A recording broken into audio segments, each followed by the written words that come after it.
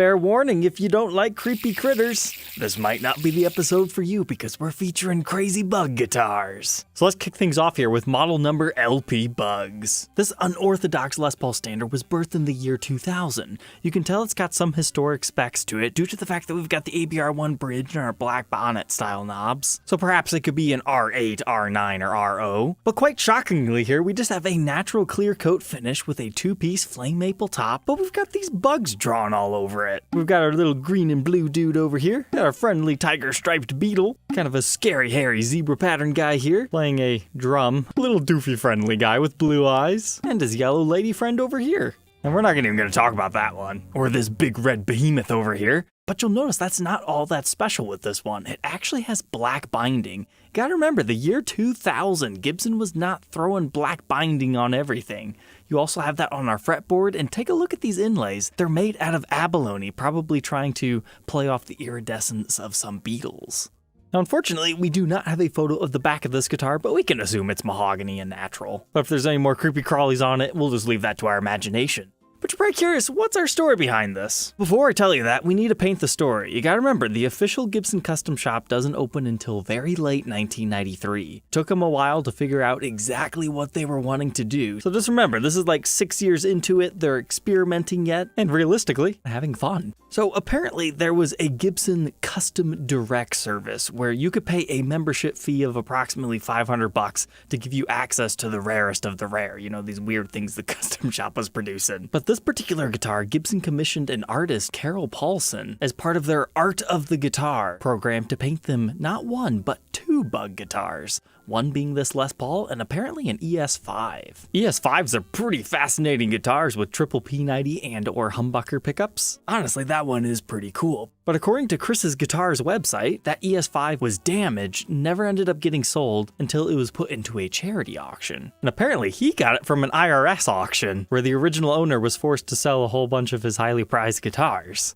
Let's talk about the art of guitar a little bit more. But there appears to have at least been two of the series, 1 and 2, but it was part of the Animazing gallery. That was apparently auctioned off on Yahoo auctions back when that was a thing in USA. Still is highly prevalent in Japan, but you got people like the Carol Paulson that we just learned about with the bugs, but we also have Matt, Leroy, Derek, and John Entwistle over here, where they produced 20-some guitars. I was able to find this old pamphlet where we can see some of Rick's work. Looks like maybe some seashells and some other weird psychedelic stuff, and a better photo of that other one that we've seen. That was a Neiman creation. So this confirms that there were 25 one-of-a-kind in the second batch, and they do mention the ES5 Switchmaster here, and how right Henry J was here. And oh, hooray, this document has some more. Here's a Les Paul, okay. And I kind of like this flaming marshmallow man type thing going on here. But nay, there we go. I thought that name sounded familiar. The Homer Simpson guitar, we've actually documented that in a separate episode. I love it when things finally start to make sense, because the 2000s era of Gibson can be really confusing because they weren't documented that well. Sometimes series get segmented. It's nice to have it all make sense again. Now, unfortunately, most of these seem to have been lost to time. We weren't really documenting things on the internet as heavily as we are today. So if anybody happens to have like the complete list of stuff, feel free to let me know. We might need to make another episode on them. But feel free to check it out at chrisguitars2.com. But before we continue, we need to have a word from our sponsor, Sweetwater. I've been shopping with Sweetwater for over 10 years. If you're looking to buy music gear, such as guitars, banjos, ukuleles, DJ equipment, or even the computers that you need to help you create all that, they are your place and they're happy to ship it to your door, or you can visit their Fort Wayne, Indiana location. And even if you're not in the market for anything, they've got a great website to window shop because you can see each individual guitar that they're selling, take a look at their top, the weight, and if you are local, they do events all the time. Thank you, Sweetwater, for sponsoring tonight's episode. Now let's get back to the guitars. But my friends, I've known about that one for a while. I've just been saving it for the right episode, and this thing popped up on Reverb 4 months ago that made me cover it. All right, we got some sort of a beautiful Les Paul custom here, right? Nope, it's another Bugs model, but this time it's an SG custom, and I think it looks way better than the Les Paul. Something about maybe the mahogany color of the wood grain versus the maple kind of works well because, you know, normally you associate big creepy crawlies climbing on a tree or something, and that's what this more so looks like. But you've got this like stick bug over here playing double bass, I guess, that's just tiny. He's got some maracas over here in his hand. That's just silly. What does this guy got? A little keyboard? I've never noticed that before today. but you've got a clear pickguard over top of it. You've got the triple humbuckers, all the normal blingage that these reissue SGs normally have. But then when we flip over to the backside, we've got a really cool praying mantis with colorful wings playing the bongos. But what was really fascinating to me is the fact that we have a little bit of white right here. SG Customs, normally when you see them out in the wild, they're white. But the whole sprayed neck and heel aspect of this one's very fascinating. So there we go, 3 creepy crawly guitars, but since we've got some time left tonight, let's talk about some other bug guitars. We've talked about these on the show before, but it is a classic from 2009, the original Black Widow Les Paul. Apparently Kansas City Vintage had number 1 of the 25 made.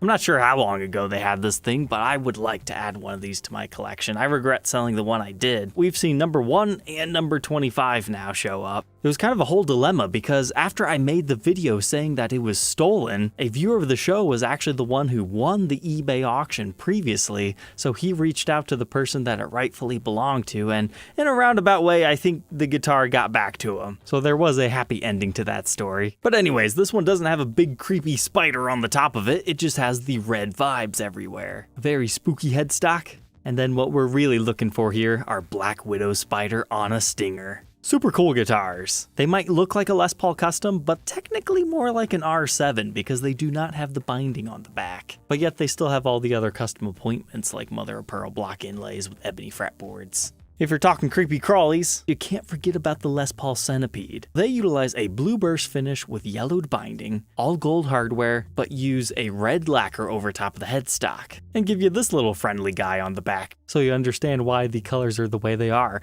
This is one of those models, I did not like it when it first came out, but it kind of grows on you with time.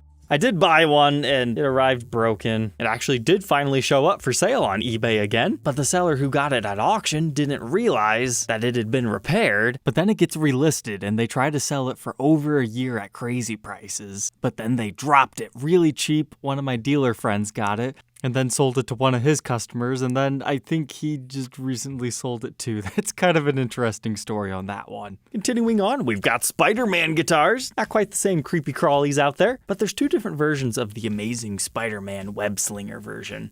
So you got the one that's signed by John, and then the other half were signed by Stan Lee. So technically there's 2 you want in your collection if you're a Spider-Man fan. You get your spider knobs.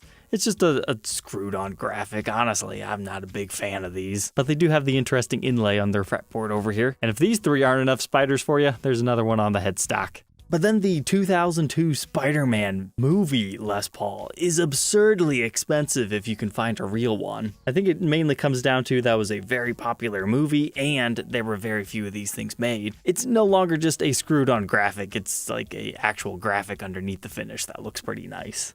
But if that's not enough for you, we have documented a Fender Mustang Spider-Man guitar. I've got to tell you, I really love that thing. And I'm usually more of a Gibson guy. I think this pulls off the vibes way better because it's got the blending of the elements of the competition stripe as one of the web slingers. And your web shot here is a metallic paint. You've got your spider over here, you've got a little Spidey there, and then you've got your web, you've got the continuation of that on the headstock. Your Mustangs are going fast. This is one of those cooler made in Japan exclusive guitars. Unfortunately, nothing too much fun on the back, but you do have your SpiderSense logo. Thankfully, these are photos that I took, so that means there's a whole video that you can watch of that thing if you want to.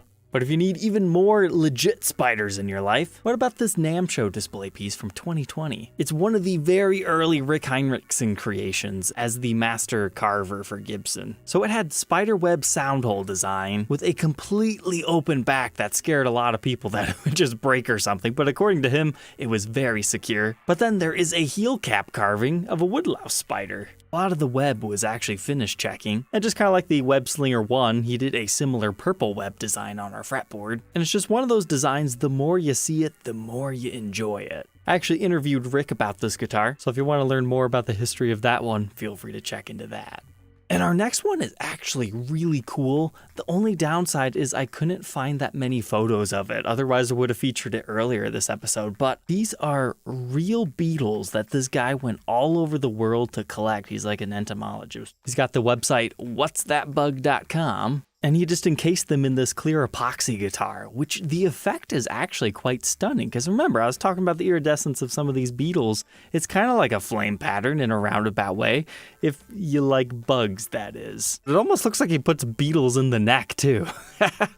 And this is the only other photo that we have to go off of. So you can tell the back of the bugs are facing on the front and the back. So no matter how you're viewing this one, it'll look great. But then look at your fretboard. I really love these intricate inlays that he's got going on here. That's almost more impressive than the actual beetle harvesting. But while researching bug guitars, I came up with this beetle. It doesn't look like it's an actual guitar, but yeah, it could be. Looks like it's currently set up as a lefty. We've got our toggle switch down here, but I mean, we've seen surfboard guitars and other weird things. Somebody could theoretically build that. But then there was this butterfly guitar that reminded me of these. Yeah, those Daisy Rock guitars. They made a whole bunch of them. We talked about them in the Powerpuff Girls episode. They're not necessarily the best. They are littered in Goodwill auctions across the country, but it's technically a bug. And of course, we can't talk about bug guitars without Bugs Bunny. This is a pretty cool super strat, I would say. Slanted humbucker and all. Classic Looney Tunes design. Or perhaps you prefer just the literal bunny head. If you think that's crazy, there is a Gibson version of this, of the Playboy bunny head, which I would say is designed a little bit better than this Bugs guitar, but yeah, whatever. Everybody has their own taste. All right, troglodytes, I hope you didn't get too creeped out. Don't forget to like, comment, and subscribe, and we'll catch you tomorrow on the next one. Take care.